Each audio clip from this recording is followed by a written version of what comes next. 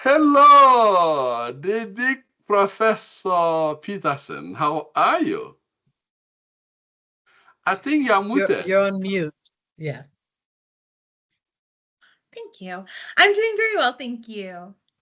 It's good to finally see you. And if you look around on your right is Professor Namita Rajput. She's joining us from India.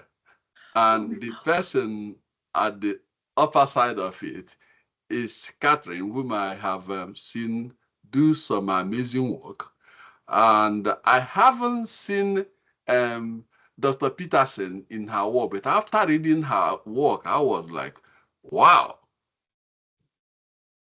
And then I started, the more I looked into her work, the more I felt, well, that's why. Because you've all known that I have my belief, and I believe that's how every other human being is wired. Your experience is critical to how you behave. You may do it overtly or covertly, but the bottom line is that if you are truthful to yourself, you know that without that, you're not going to be acting or behaving the way you behave.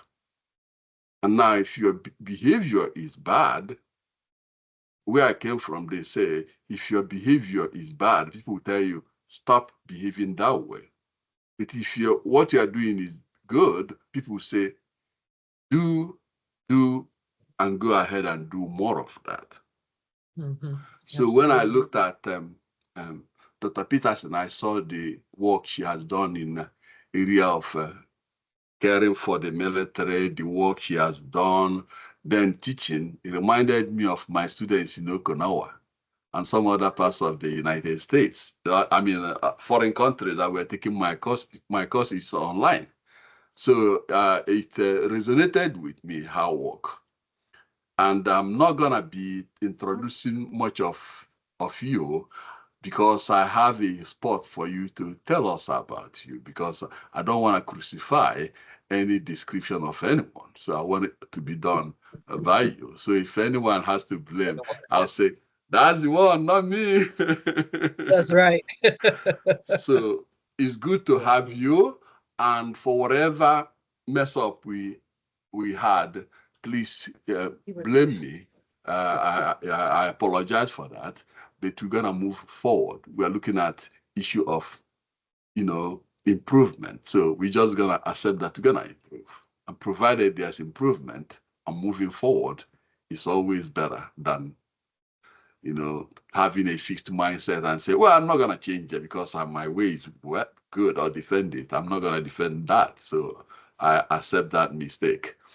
Now, having said that, I think we're going to be looking at today's work as just a way to get people, I think, have the gravitas, have the foundational know-how, have the knowledge of complex issues, have seen, had, observed, looked at data for those who believe in crunching data through quantitative analysis and say, this is it, I told you so. I happen not to believe that, because sometimes I feel like they concoct any data and show you and say, this is it, and defend whatever they want to defend. For issue of diversity, I think we're going to be looking at more of the research that we can be looking at closely, getting information that people don't usually hear or usually see, because that tells us more about diversity issues than in any other arena. So without saying not much, if you look at this, we said um, measuring DEI impact. Where are we? And it wasn't like it's done so well and put a lot of thought to find that definition, that's title. I was just looking at, maybe we're gonna be asking ourselves, where are we? And then maybe from there, we can begin to look at information, data, or metrics, or whatever we may look at, in order to know, where are we going? So with that, I'll stop and say thank you so much for coming. Um, essentially, I'm going to tell you that SDIG stemmed from my work, both teaching at the undergraduate, teaching at Illinois to PhD level, and so on and so forth. My course, we are centered on issues of diversity. If I say that SDIG is based on the principle of open engagement, open, true, honest engagement, being authentic, exploration of ideas, sharing those ideas. So with that, I would, again, thank you very much. You're going to take 3 to 7 minutes to tell us about you. As I know already, you guys are wonderful people. I've seen your work. Let me go to Katrina. Could you please tell us about you? Answer that question number 1 for us. Yes, certainly. Well, thank you so much. I'm really, really happy to be here. I'm really happy to meet the other panelists. My name is Kristina Smith. My pronouns are she, her, and hers. And I want to tell this in 2 parts. So part 1 is, in my family, I am the oldest and only girl, and I have 2 younger brothers. And many years ago, my brothers and I were having a conversation about the fact that we grew up, although we were very young in the 50s and 60s, we saw the civil rights movement happening on television. We could see the Reverend Dr. Martin Luther King leading marches and other activists, Medgar Evers when he was killed, and we saw all of these things. And then in 1964, the Civil Rights Act was passed, and all of a sudden things got very quiet. And as my brothers and I were looking back and reflecting, we thought, what happened to the civil rights movement? And what we came to understand is, from our lived experience, that our parents and lots of other parents that we were in community with said, if you go to school, get a good education, if you work hard, you can do anything you want to do. You can be anyone you want to be. You are going to have to work twice as hard as other people, being a Black family. They didn't say it in those words exactly, but they just said you're going to have to work twice as hard as other people you're in community with. And so we did those things. And yet we found out that there were some systems that were still in place, but they just weren't visible. Whereas we could look at TV and see, school kids being hosed, and we can see those things. We were not actually able to see what was being embedded in our school systems, what was being embedded in healthcare, in, food desert. We couldn't see those things. And so that was really profound, that these racist things that we were seeing initially were actually going underground, that they were actually still there, but they were not visible. So move that to the side. I spent the bulk of my career in training and development and organization improvement. Worked in the field for many years, loved the work that I did, but hey, I'm older. My friends and I decided, okay, it's time to retire. And we pulled out our passports. We started marking where we were going to visit, countries we were going to go to. And all of a sudden, as I was going to bed at night, I was getting this pulsating in my chest every night. And I couldn't figure out, what is this? What is going on? It did not feel like a heart attack. It's these things that I call knowings. I was being called to do something. And one night, out of a deep sleep, I sat straight up and I had this knowing that the work wasn't done yet, that I needed to do work around racial justice and gender equity. And I was stunned, because this was like almost starting all over again. But I said, okay, if I'm being called to do this, then you have to show me a path. Long story short, within a week or two, I met a woman who had been doing racial justice work for 30 years. And initially, I just hung on to her coattail, was just supporting the work she was doing, and then realized I needed to go on my own path. So I went and got trained through the Institute for Diversity Certification and did lots of other reading and research, and then just jumped out there. And for a year, I had one client. And then all of a sudden, magically, people started showing up saying, I want to work for you. And I said, I don't have any work. Why do you want to work with me? And then all of a sudden, we had all these clients. And this is before George Floyd. And then certainly after George Floyd, work just really opened up. So I am thrilled to do this work. We do enjoy having an impact with our clients. And so that's all I want to say for now. Thank you so much. Thank you so much. I appreciate it. And let's go to Dr. Namita. Dr. Namita, could you take the same question, question number one, and tell us about you, who you are, what motivated your passion, and why we always coming to you. Right, Rajput has been a very strong advocate of gender equity and all kinds of orientations, and she is an incredible support for SDIG. So my greetings and salutations to SDIG people and the panelists. Just allow me to introduce myself. I'm Professor Namita Rajput. I'm actually a dedicated gender activist and DEI practitioner with a robust 33 years of my career in higher education industry. I'm a professor with Delhi University, Sri Aurobindo College. And if you talk about my commitment, it is towards promoting the equity and the social justice. And all these things have been driving me throughout my career. So I have been, strive to ensure that every individual, regardless of their background, has the equal opportunities. And I'm a dedicated academician, researcher. As Dr. Joseph has already mentioned, that I'm presently an associate editor of the Journal of SDIG. So I have actually dwelled deep into diversity, equity, inclusion, complexities, actually contributing some valuable insights and knowledge to this very, very crucial and pertinent field.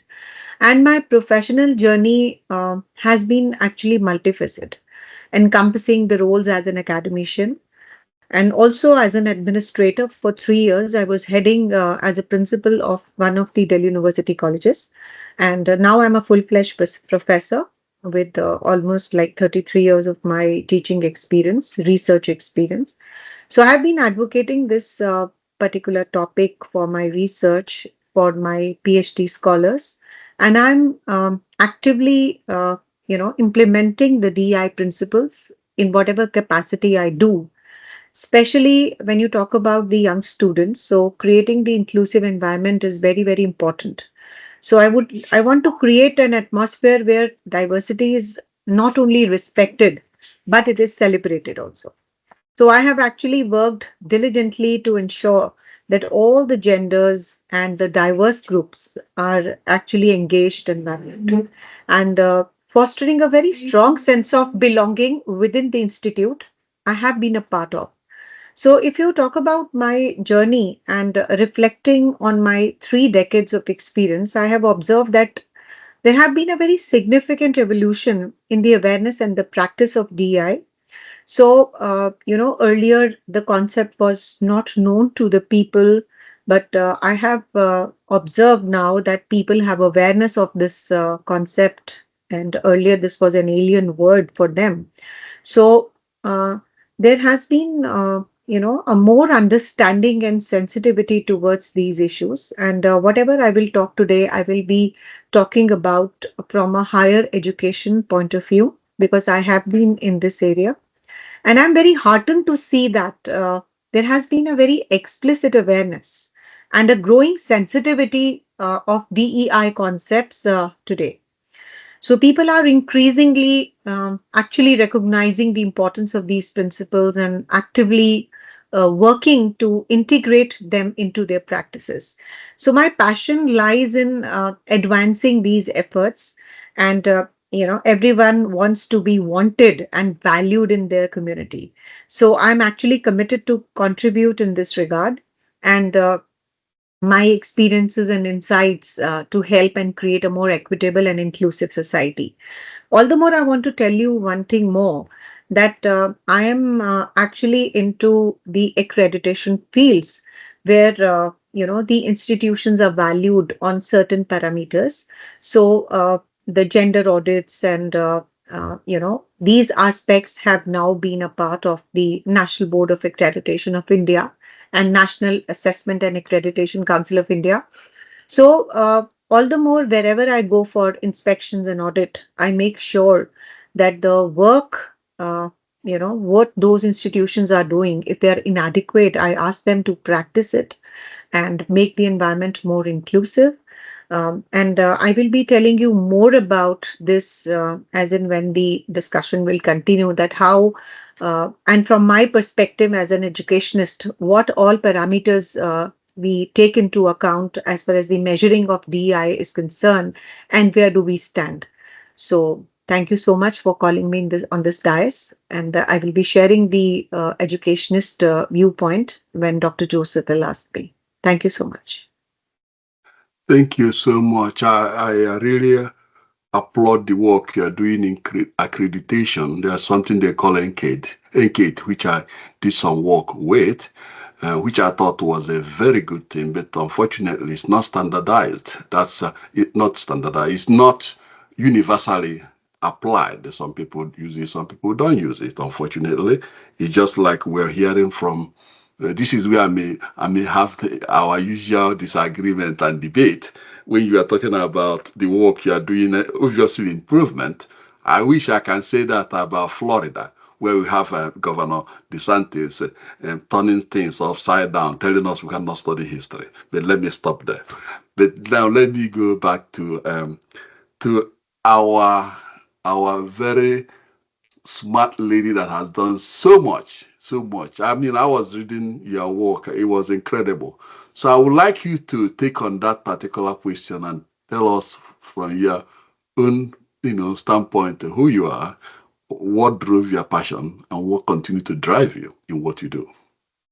Thank you so much. I'm so thrilled to be here, and so privileged to be amongst this really thoughtful and experienced group. My name is Dr. Kaelin Peterson. I have a doctorate in performance improvement leadership.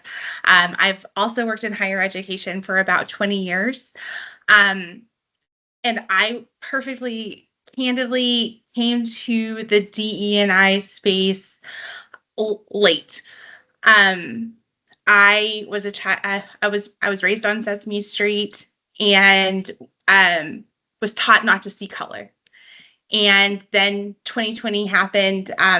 Kristina mentioned George Floyd, and I was devastated and heartbroken at the experiences of my friends that I had been completely blind to, because I had lived in a space of we don't see color. And I did not realize, by trying my best in that space, that I was completely disconnected from experiences of people I love. And them sharing stories about their experiences as Black women, their experiences as wives of Black men, as mothers to children, Black children. A couple of friends of mine who have adopted children of different races, and these things that I just, as someone who considers herself thoughtful, as someone who considers herself engaged, as someone who considered herself an ally and an activist, had worked in LGBTQIA+ spaces, just how little I knew. And having to face that really started to spark something in me where I felt obligated to do more and to be an example. I grew up in a small rural community in southeastern Oklahoma. I grew up on the Choctaw Nation. I'm a member of the Cherokee Nation, and it's not uncommon to see people who look like me who are Cherokee, just because that's the way life works. But had the unique opportunity of all of that coming together as I started my doctorate. And what I decided to do in that space was I had a lot of freedom. And so I dug in. And as Dr. Nwoye mentioned, I worked in the military spouse community. And what surprises people often is how diverse the United States military community is. The spouse community particularly, you get people not just from all over the country, from all demographics, from, small towns in Alabama to, the biggest cities all the cities you can imagine, New York, LA, everywhere, across all socioeconomic demographics. I'm sorry, my cat has decided that she would also like to participate. So if you see her, I'm sorry. Oh, that's all right. She's from Japan. She came back with us. So she's included. And all socioeconomic backgrounds, people from different countries, all these things sort of came into play and then resulted in the past year or so where I've had the opportunity to work on course development for universities. And a couple of those courses are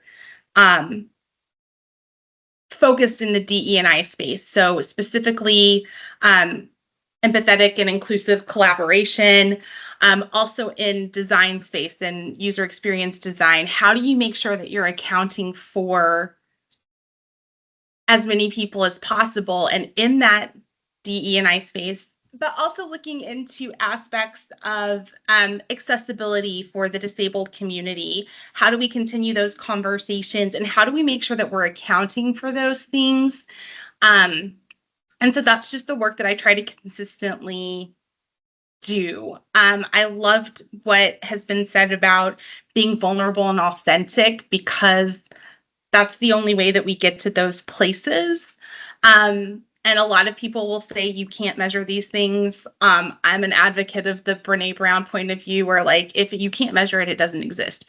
Sometimes we get uncomfortable with the qualitative measures, and in my personal opinion, and this may come up later, it may not, it's the qualitative measures that matter.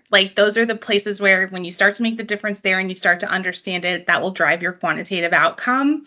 And so I'm just a big happy nerd, happy to be here and part of the conversation with everyone. So thank you for inviting me.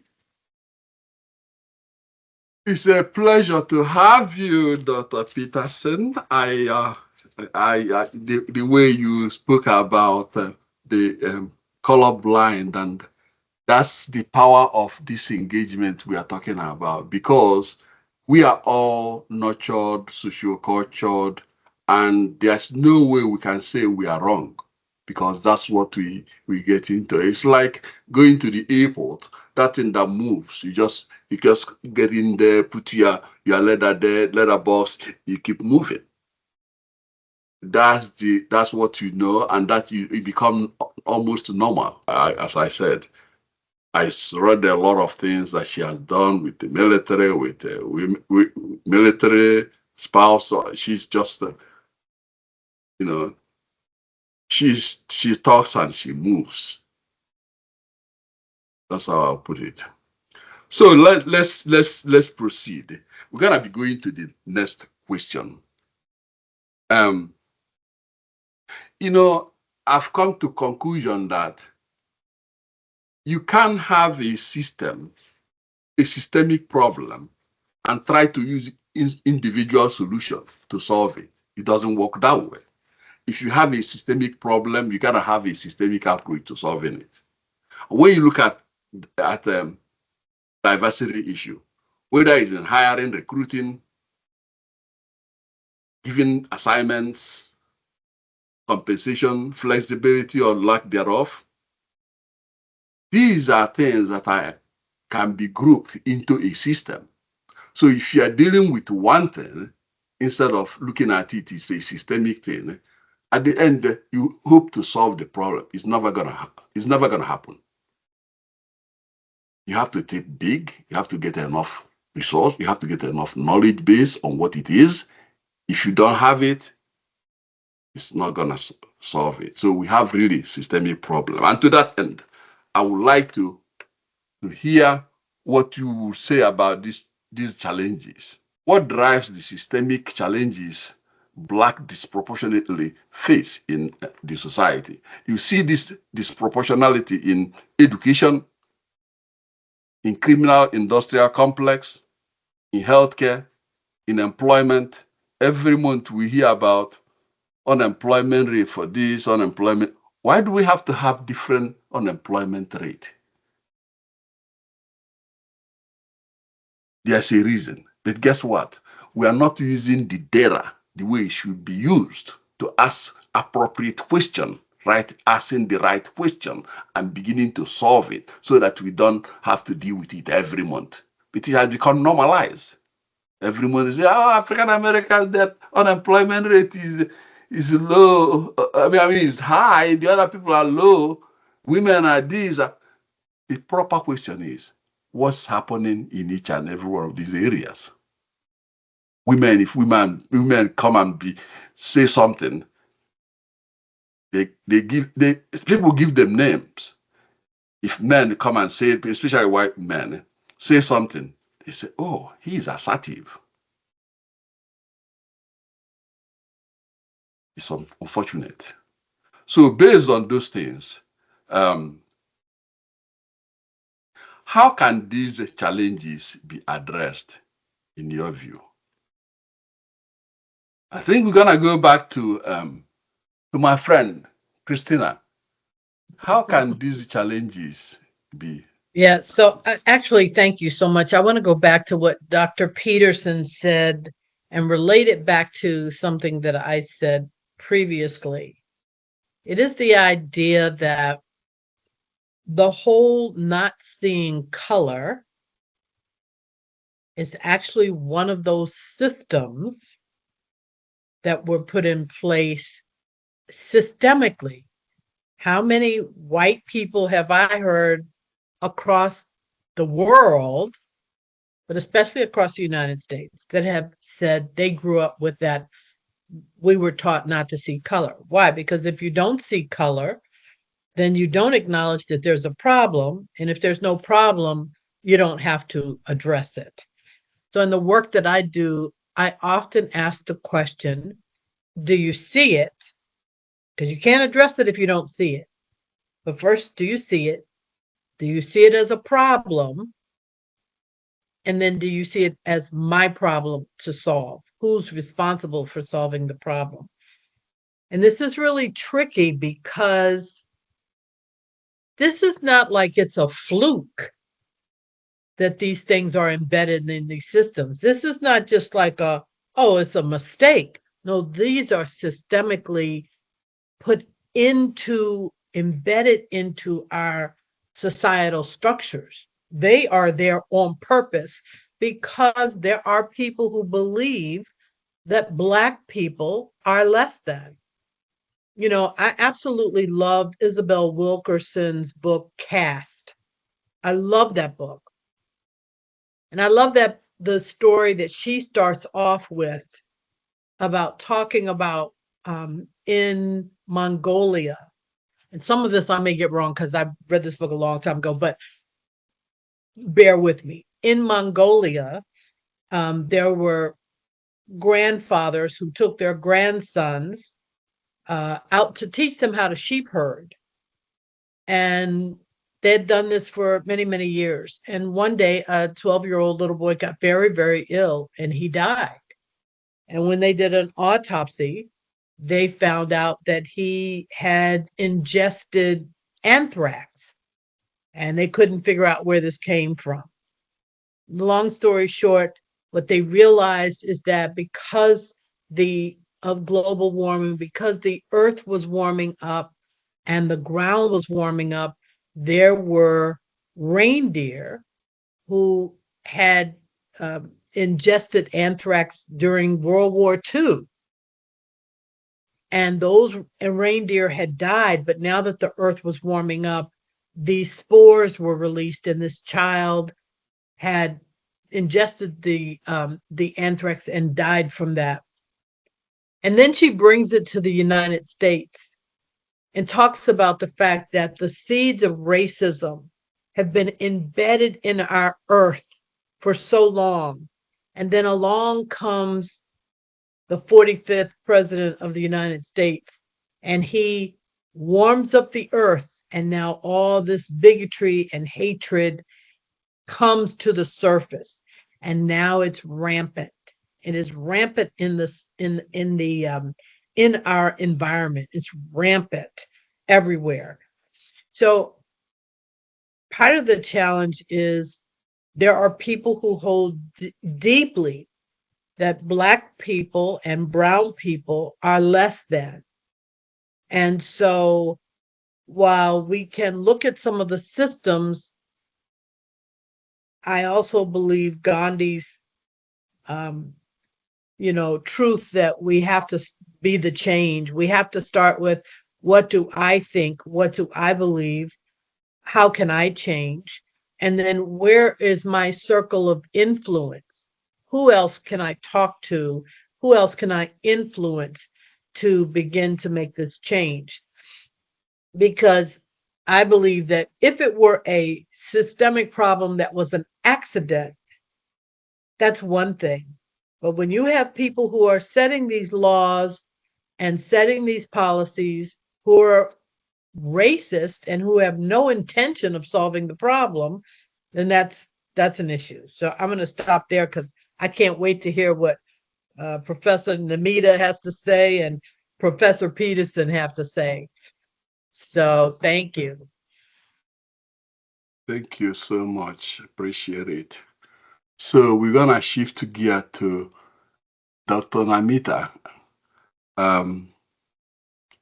Here, we know you are a gender activist and DEI practitioner.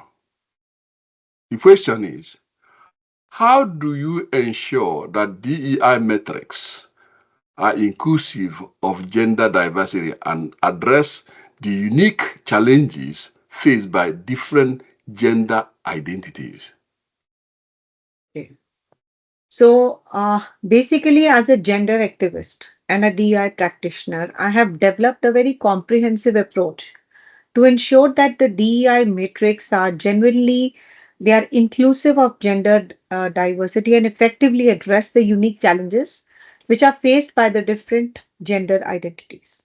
Like, for example, I talked about the gender audits. So we have to, see and audit and also check all the functions and the functionalities of the higher education that they create a sex segregated data in which we actually try to capture a wide range of demographic variables like gender identity, sexual orientation, race, and other intersecting factors which allow us to understand the nuanced experience of the individuals and identify some very specific areas where certain gender identities may face unique challenges, like the people with the special abilities are ignored to be a part of a committee and stuff like this. So basically, all these parameters they highlight that we have the inclusive representation. So that's how we move in for the collection of the intersectionality data collection. Whatever I'm talking from the higher education and the college perspective, where I actually have the living experiences of these aspects.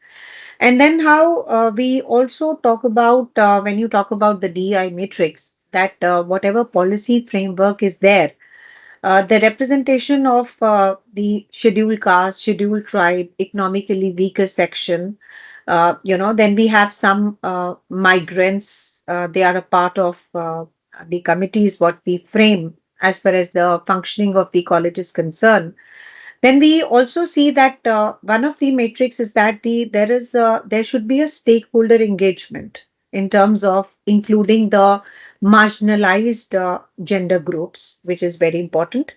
And also about, when you talk about these metrics, we see to it that there is a lack of awareness, there is a lack of practice, there is a lack of inclusive, the committee framework and the functionality framework. So we try and give some training to these people so that, in our next inspection, we see to it that there are some POIs given, that is points of improvement given in this perspective. And whenever we go next, we see to it that there is a substantial improvement in this regard. There is a representation of the marginalized section, and there is a continuous training and education, so that we are able to challenge those stereotypes in fostering a very inclusive culture. And besides this, there is a continuous monitoring and evaluation. See, when you talk about these metrics, there has to be a proper measurement, and there has to be a longitudinal aspect to it, so that we are able to see the same people, same metrics over a period of time, so that we are able to, pinpoint that yes, on these points there is a continuous improvement, and these are the areas where the quantitative and the qualitative feedback is not up to the mark. So we move on to making some strategic issues, strategic policies, taking some strategic steps, so that we are able to come up to the expectations of the metrics and the measurement part. Then also we see to it that the females, the trans people, the proper resource allocation is there, and they are also sent for the higher education to abroad, and also some exchange programs, also to participate in the seminars, to the faculty development programs, to the exchange programs, and they are also given a chance to regularly publish their research work. There is a transparency in this regard. So, a very conscious effort is done so that we are able to achieve those DI, areas and those parameters. And also, we talk about the pay equity metrics. There should not be a gender pay gap analysis. And also, as the males are given the progression in their salary, the females and the trans people are also given that kind of a progression, not taking care of the useless stereotypes what we have been surrounded with always. And there was a global gender parity analysis report which I saw. There was a substantial gap between the pay drawn by a female and a pay drawn by a male. So all these things have to be challenged. They have to be a part and parcel of the parameters, and these are the challenges also. Like also we talk about some flexible working arrangements. Those policies also, they also fill the gap.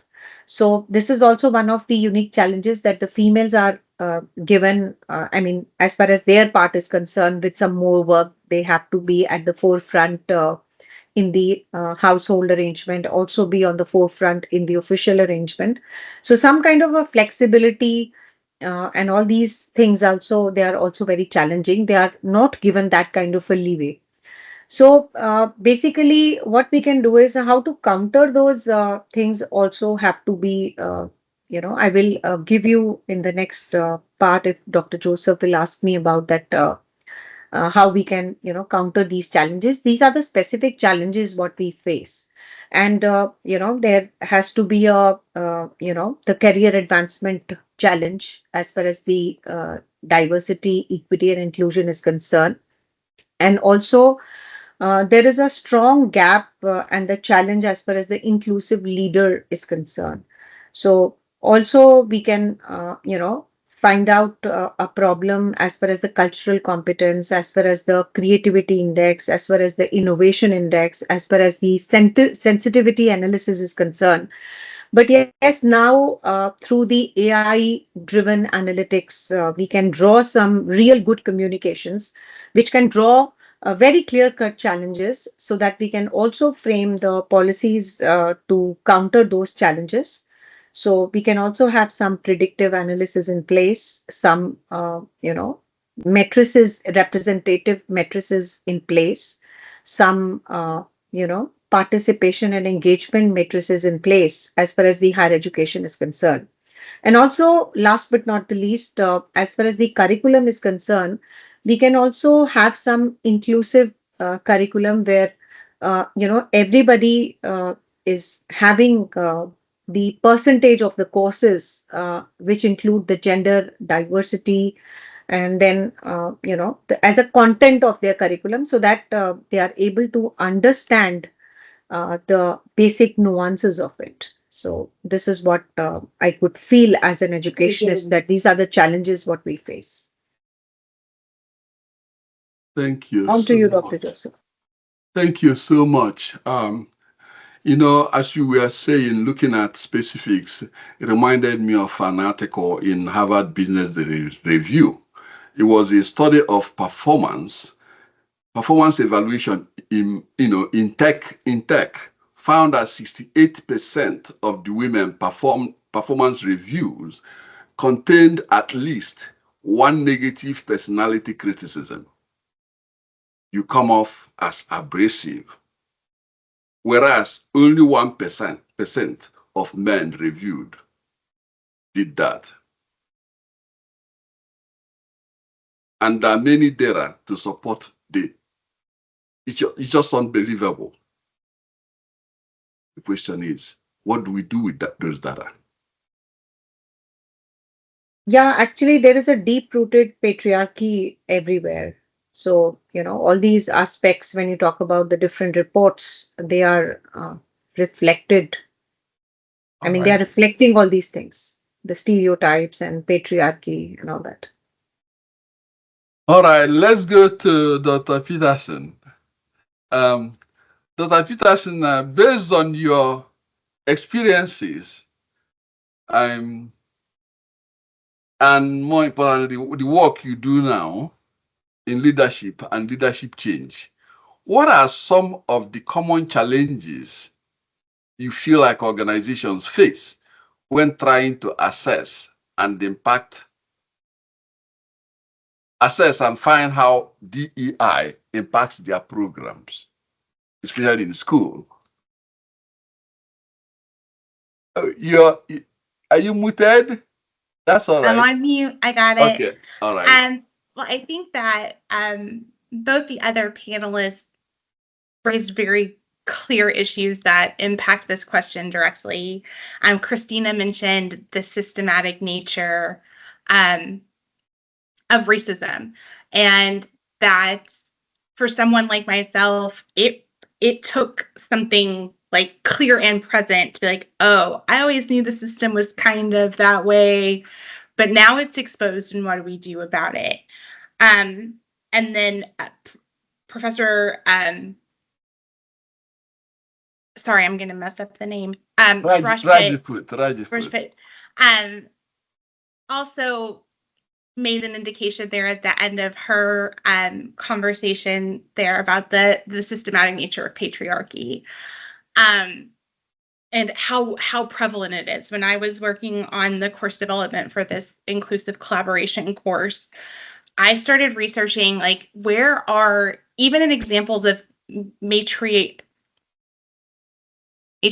lineages, the prevalence of male dominance, even in those lineages, even in how those structures operate, is present, and you can't find an example of a system that exists or has existed or documentation of it. So maybe it has existed, but because of the nature of the systems in place, the documentation doesn't exist. I think the two primary challenges as far as leadership and change related to DE&I applications are that most organizations don't really seek to measure the impact of those strategies. They are often emotional campaigns. If a company isn't looking to sell you something based on it, they're not measuring the outcome. So when even well-intentioned, or maybe especially well-intentioned organizations start to implement DE&I efforts, employee resource groups, those types of things, they aren't making strategic decisions or strategic applications that impact the fundamental functions of their business and thus not measuring it. That's one problem. That's probably the problem. The second problem is that pretty much no organization does change well. Large organizations have more challenges than small organizations, just numbers, but so much gets locked up in a project management or a metric perspective that the time it takes to really engage the frontline applications, your frontline employees, your students, your people, large organizations don't invest there. The decision to make a change is going to come usually from upper middle management on up and trickle down back to upper middle management and then get implemented. And so even well-intentioned change around some of these topics gets lost in the minutia of application, because when you do not involve the people who are going to have to apply it, the people who are going to have to do it, the people who are going to recognize the problems with it, that are going to say, oh, this is where we're going to have a friction point, you create resistance to the change. And so then even really important, meaningful change is looked on negatively because of the impact it had in its application. The people who are going to be asked to do it resent how they were told, resent that they weren't included, and then aren't going to do it. And so Kristina mentioned it about, you're the one person who makes the change, and then how do you impact the next person, and how do you impact the next person? In my experience, that's how the change gets done, but we're not institutionally even attempting to measure that. And quite honestly, larger organizations are relying on the goodwill of their people to behave in the ways they want without providing support and without acknowledging how impactful those efforts are. Basically, we just don't do any of it very well from a systematic perspective. Yeah, it's no-brainer. You are absolutely correct. Yeah, absolutely. Whether you're looking at it, whether if it doesn't come from the president who commits, say this is what we're gonna do. If he comes from the middle and goes down, trickle down, how about the one up? If the people up are the people that promote people who hold people responsible for actions or no action, then they wouldn't care because they're not going to do us anything. And that's the way it goes. The other thing I want to bring into that equation is that sometimes you have the leadership, they want to change. And when they change the leadership, what you find out that those who may be either retiring or outside actually influence the organization, that they don't even allow the new leader with the new initiatives to do what needs to be done to put them on the trajectory of change. And that war, call it Cold War, whatever kind of war you call it, the old versus the new, continue to be an issue in organizations. All right. Thank you so much. Thank you so much. Now, let's go back to, I guess, do I have more time? Okay, I'm going to try to, let's go one more round. Then we're going to ask the audience, for questions. And this question will be going to Kristina. I think this will be for you. As the president of Diversity Inclusive Strategies, can you provide an example of innovative methods or tools that can be used to quantify and analyze the effectiveness of SDIG initiative? Yes. Thank you so much for asking the question. I really do think, well, first of all, I want to say I really appreciate being the other panelist, Dr. Rajput, I really love what you're doing and the assessments that you're doing. I think that that's really fantastic. I just really think that that's how we move the needle systemically. So thank you for the work that you're doing. And Dr. Peterson, oh, there was something you said that I wanted to touch base on. I'm trying to remember exactly what it was, but it was a point that I was like, oh, I know what it was. I just want to say this because I think this is um, been my experience. There's been so much that's been documented about the fact that people don't leave organizations. They leave their manager. The person who supervises them is the person who has the biggest impact on them. So I believe that what organizations were quote unquote trying to do by going to middle management was to say, if we can get these people who are actually supervising and managing people, if it reaches to that level, then it is going to have a pervasive impact on the rest of the organization. So time and money may not allow every individual to get touch with these changes, but if the leaders can understand how they impact their teammates, the people they supervise, then maybe that change will become systemic. I also agree that if you don't involve frontline folks in your design process and what's important to them, that your outcome is not going to be great. So thank you both for what you are contributing. I like a zoom out and zoom in approach when I'm working with a client. And first of all, I want to say there's so much you have to do upfront with the client so that they're very clear. So I'm very clear about what do you want? What is your desired outcome? Do you want just a check the box, come do some training on diversity and microaggressions and really nothing's going to change, but we can say we did something? Or do you really want to create change? Because that's a very different approach, number one. Um, and when I'm zooming out, what I'm saying is we have to assess the organization as it is, and then we have to be clear about what's the desired outcome, and then what's the best way to get there. Let me give you an example. Oftentimes, I use an assessment called the Spectral Diversity and Inclusion assessment. What that does, because sometimes a client will come to me and say, we have an issue around race here, and we'd like to address that. Well, that's fine that you tell me that, but I want to do my own assessment.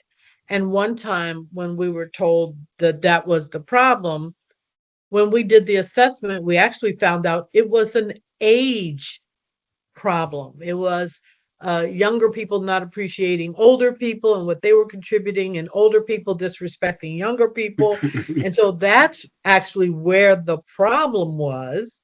So we built our change efforts around age and respecting what both folks came to deliver. And what we set up was a reverse mentoring program so that younger people were teaching the CEO and the VPs all about technology, and the older folks, the leaders, were teaching the younger people about leadership development.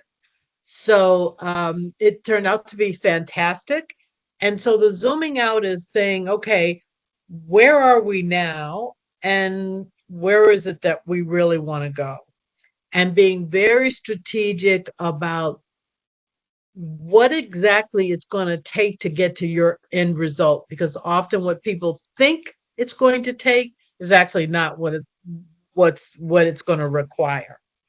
So I like the zoom out, zoom in, and that seems to work pretty good for us. Thank you. Although I'm not familiar with the zoom out or zoom in, but it sounds like a good idea. But what I can say is that taking from that zoom in, zoom out, and having to see or observe younger generations and older generation, and the divide that is within that context. This is actually to all of you. When you look at DEI, for me, if you were not my mentor, Larry Vold, I wouldn't be in this space. Larry Vold, a white guy, committed to equity and social justice, an honest individual. He calls it when he sees it. It came to a point that when I became director of diversity, the Center for Diversity Education, I asked him to come and serve as a guest speaker. And I can tell you that I had a very bad blowback. People were saying, why do you get this white person to do this? And I know that he was better qualified than anybody there. Based on what I know of him, I was making that decision. So the question I will have for all of you is, in this work we do, we may often see people who, for lack of better words, who have been socialized in some ways and the other socialized in other ways, such as what I saw in Philadelphia. We have Hispanic people, we have African American people, we have white people, and traditionally we know that the white people usually focus on Eurocentric curriculum. And therefore, the kind of either biased way, for instance, somebody seeing a black woman seeing her child being tormented by terrible things that had happened in the past, and to some degree happening today. And someone from Asia was tormented because the dad had proven that they don't respect women teachers.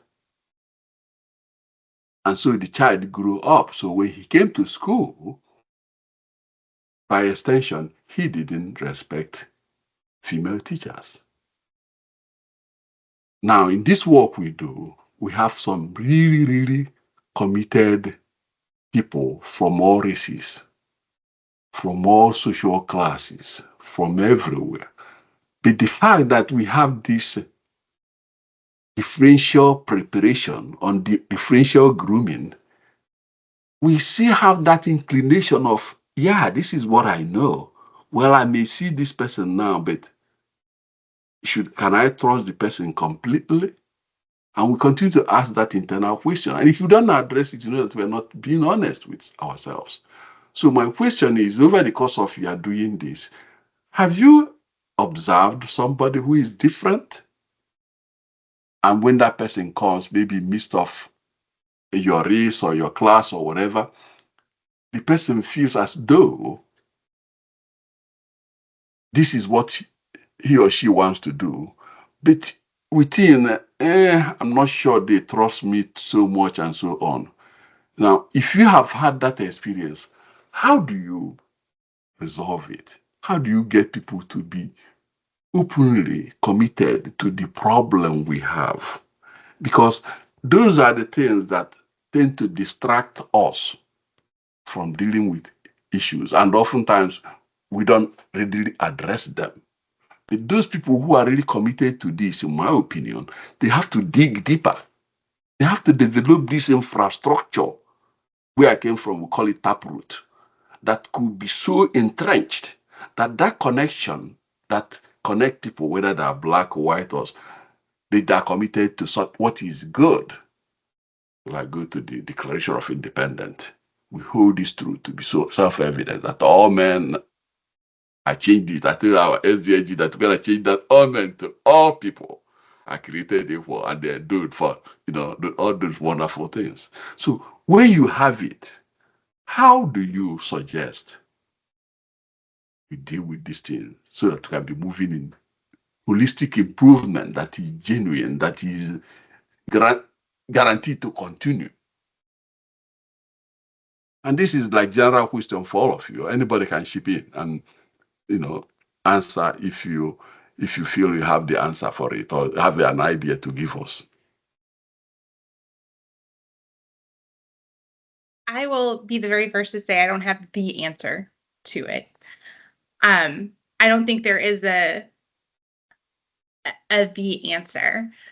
One of the things that I have observed, one of the things I feel like I've learned is and it's something that you've touched on multiple times about this socialization, right? About how we're taught to view things. And we will never get rid of bias. You can't. It's ingrained in you. It is the way you are raised, it is the media you consume. It is the difference in living in Baltimore, Maryland, and living in Okinawa, Japan. Like it's inherently different perspectives. And you touch on all of this in that introduction to this aspect. It's acknowledging that the bias exists. And I think that there are some spaces where, again, to Kristina's earlier point about being authentic, about being vulnerable, about saying, like, I'm not going to be perfect. Yes, I have some letters behind my name, and that's great. But that doesn't mean I know as much as you do about your lived experience. I most certainly do not. And I think coming to the table in that way, I know particularly as, yes, I am a member of the Cherokee Nation, but I certainly am a blonde-haired, blue-eyed white woman. Like, I get that. And when I come into a space, I come into a space as that person. And so for me, a lot of times it's the humility to say, like, I do not have the answer. I have some approaches. I have some things I'm willing to do. I have some things I've observed. I have some things I've seen and implemented and been able to work in diverse groups. And I'm happy to share those. I think to Kristina's point, that zoom in, zoom out was so brilliant. And that we oftentimes go into these situations with assumptions. And when we do the root cause analysis, we find that what we thought was going on is not what's going on at all. And I think mostly being open and being curious and being willing to ask the questions. Big Ted Lasso, big soccer fan, and he has the be curious, not judgmental. And I think oftentimes if we go in with that and we represent that and we are who we are authentically and are willing to be vulnerable, we can start that process. And I think we all need to understand that it's a process. We're not likely going to resolve it, but if we're all willing to work on it and have the conversation, we can stop being stuck in it. Yeah. Thank you so much. All right. So the question goes to Dr. Rajput and Kristina. Do you have any idea to support this? Because I'm increasingly finding now that the issue we have at hand is issue all people should put their thoughts and their weight to. And when you are putting that thought and weight, you don't have to have distractions at all. You know that you're on the right path and you're going to do the right thing. And how do we ensure that we have all those that we need in order to do the work we have at hand? So let me jump in real quick. Mm-hmm. Every Thursday for about 30 minutes, I host something called the Break Room. The purpose of the Break Room is for any DEIB practitioner who's a consultant, who works inside an organization, if they're having a particular problem, that they can come to the Break Room and say, look, I'm struggling with this. And we will brainstorm it. So the challenge is sometimes people are the only person in their organization that's doing this work, and they just need a sounding board. This is what I have observed in that group that makes it so impactful. Number one, if a person, let's say it's a white female who's dealing with issue with a Black male, what I find is that the Black men and women will speak up and say, you might think about it from this perspective or whatever. What I notice is that the white males sit back and listen because they feel like your experience will help solve this problem. We have trans folks that come to these meetings when there's an issue or point of discussion, and it's not always an issue. Sometimes it's just people want to grow and learn about different topics or different perspectives. So if it's a trans person that is speaking up, and we sit back and allow that person to bring their superpowers, their brilliance into the space. And it's so cathartic. It's so refreshing, and people feel like they are included.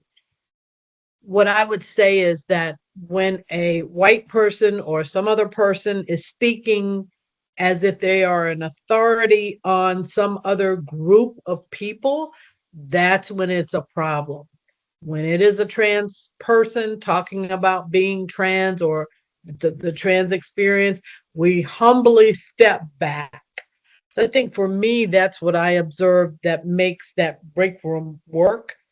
And then we also do a practitioner power hour the first Friday of every month, where people come in and we really delve deeply into different things. And I want to say this really quickly before I pass it off to Dr. Rajput.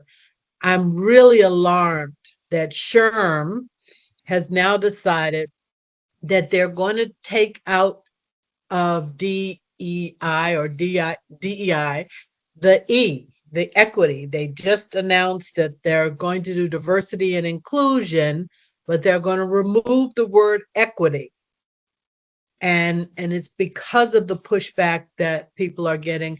And I intellectually understand that, but I'm also in my gut feeling like there could have been another way to handle that. I'm really, really disappointed to hear that that's the route that they're going. I want white men to feel like they are included. This is not about excluding white men, white women, older people, younger. This is not what this is about.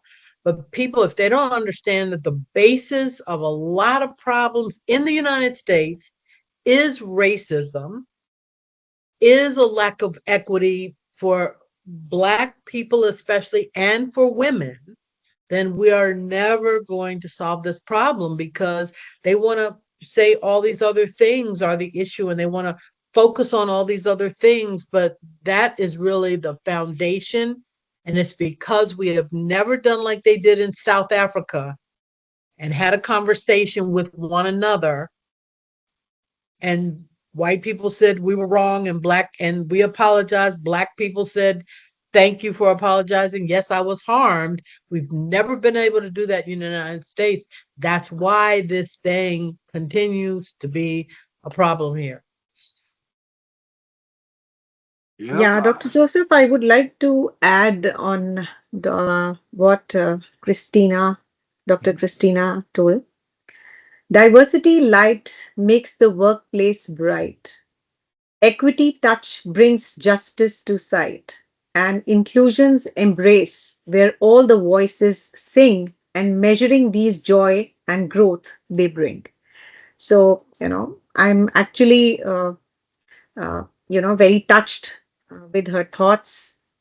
In fact, Dr. Peterson was also equally good. But the solution for all these things, for all these issues, is equity. Equity. Dr. Rajput, can you put that in the chat, what you just said? I know that's a lot to type up, but that is so beautiful. I love that. And I'm going to share that widely. I will give you credit. Yeah. Thank you so much. And I would also like to add in my language, विविधता की रोशनी कार्यस्थल चमकाए, समानता का स्पर्श न्याय को दर्शाए, समावेश का आलिंगन जहां सब गाएं, मापन में खुशी और विकास लाएं. So these, were the same lines which I spoke in English. So I'm going to put that in the chat box. Thank you very much. The solution for all these issues is equity. Thank you very much. You know, since Maya Angelou passed away, I keep wondering who can replace that one by giving me the poem and all those things. But this sounds like it gets close to it. So Yeah, I thank wanted you to very much. speak in my language, so I did. Yeah, that's good. Okay. Okay. We are running out of time, but I'm gonna shift to these people. But before I shift to that, this is what I've been thinking. When you go to Florida, I can't get out of my mind because I look at the governor of Florida. I looked into his profile, and I realized that he went to the best schools like Yale, like Harvard. So then I started thinking, and don't we begin to look at things just as those in legal profession? How can somebody who went to such school and knows what evidence-based research reminds us? John Dewey told us that when things, that the reason why we do research is to uncover new ways of doing things, to do it better. And why could people be stifling research, saying, no, no, no, to come up with something that is so illogical? So what I'm going to be doing more, probably working in an article on that, is about how can we begin to call on schools that are complacent about the people that they train doing things, because I know that your complacency means you are somehow involved. Isn't it time for schools like Harvard, like Yale, to say our reputation cannot be put online? If you do this and do that, we're gonna recall your certification. Is it too I don't think radical? that I don't think that's going to work. And I'm going to tell you why I don't think that's going to work, because right now they're already under fire because these three female presidents spoke up and didn't answer questions the way and big donors are pulling money from these schools. They're pulling money from these schools. They don't want to be in the line of fire. Um, I am wondering, however, if what we could do is start a massive blast against these schools. Social reputation is huge. It's huge. And if we started, like, we can't, I don't know that we can pull their certifications or their accreditations, but we certainly could start blasting, because it's not just that person.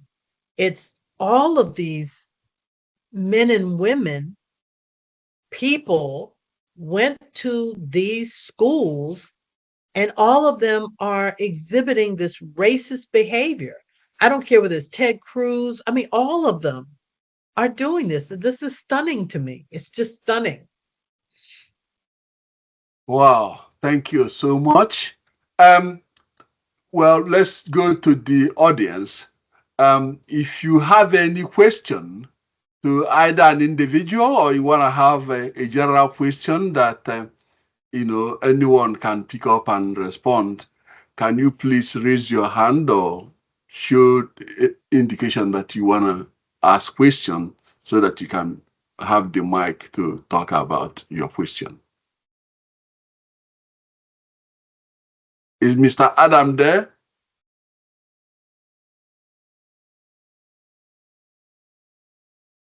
Any question for you guys?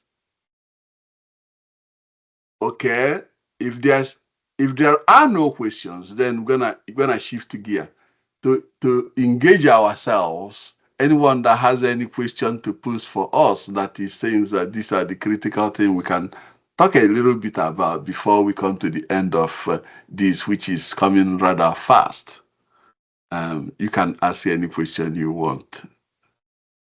I wanted to follow up on something that you had asked and Kristina just responded to. Um, and she very astutely pointed out the answer is in the donor base.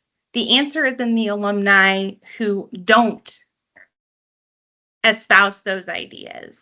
And often I think what we see is the loudest voices and the most confrontational, the most intimidating to many are those people that she identified with. Those are huge and diverse alumni bases. And if that group can get activated and that donor base is as active and as vocal, that's who they're beholden to.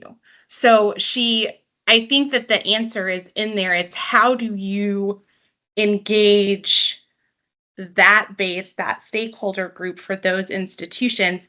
Because as she rightly pointed out, and I think something that Professor Rajput would probably see as well, as all of those presidents that were called were female. And so some of those systematic things where the perceived most vulnerable of that population, in some ways, it was not the male presidents of other elite institutions called to task. And so I think that the answer is in what she provided. It's activating those alumni bases and donor groups that are of the more inclusive persuasion, and they exist, they're just not as loud. Thank you for watching.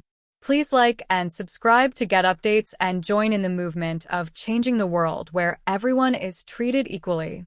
Till then, take care. Bye.